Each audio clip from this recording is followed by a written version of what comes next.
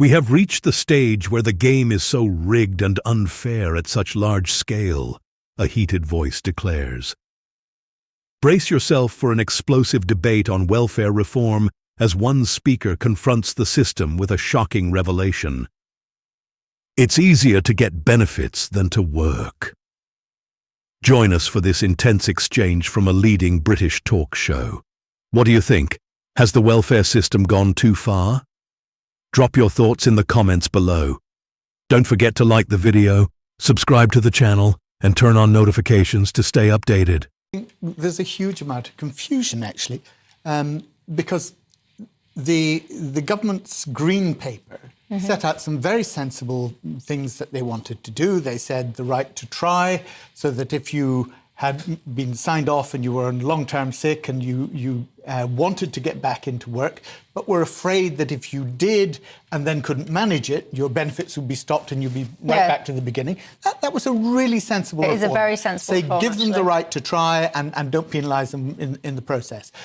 I think there's a lot of confusion, though, about what are, in fact, not means-tested benefits here. And if you look at PIP, for example, these are extra costs payments.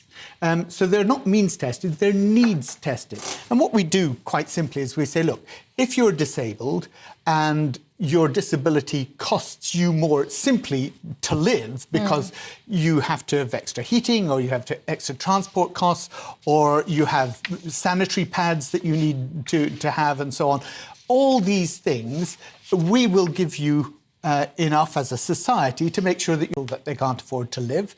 That's a question of how much they should be paid, quite honestly, for the work that they do.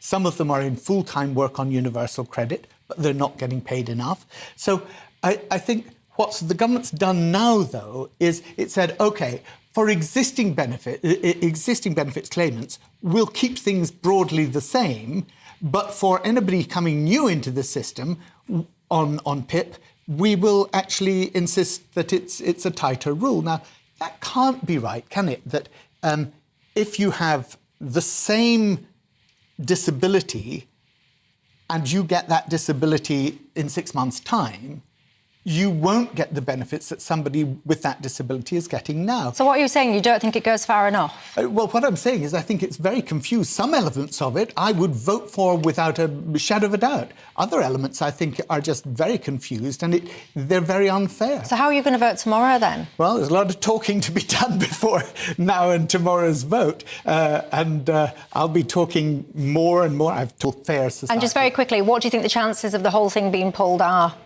Strong chance or not? I think it depends on how many members of Parliament, backbench Labour MPs, say we can't vote for this as it stands. Sally, I won't give you surname for obvious reasons when I read out your email, Sally. Sally says, half my family claim PIP, Michelle, and none of them need it. They reckon it's just easy to get it. They are lazy and they don't want to work because they're better off on PIP. You see why I didn't give a surname there.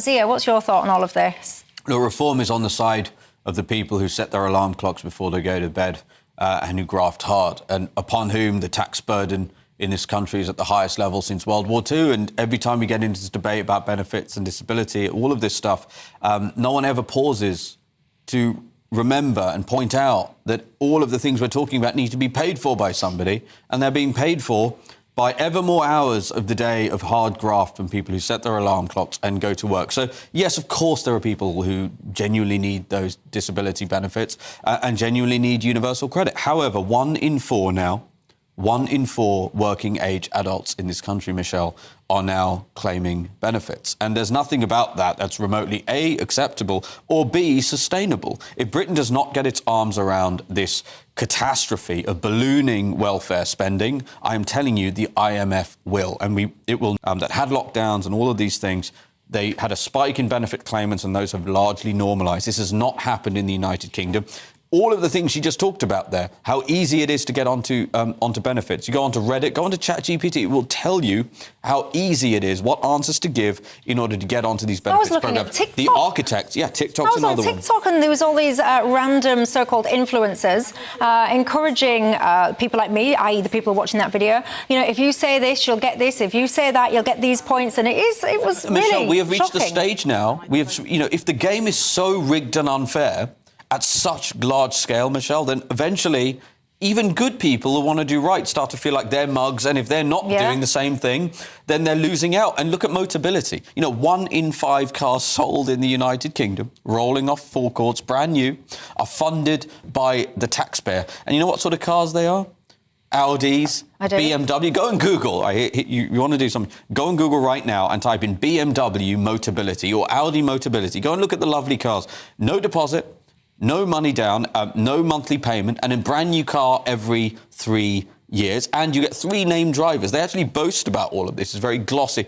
And if you're looking at this and you can't afford one of those cars yourselves, you've got to ask yourself, at what point do we say enough?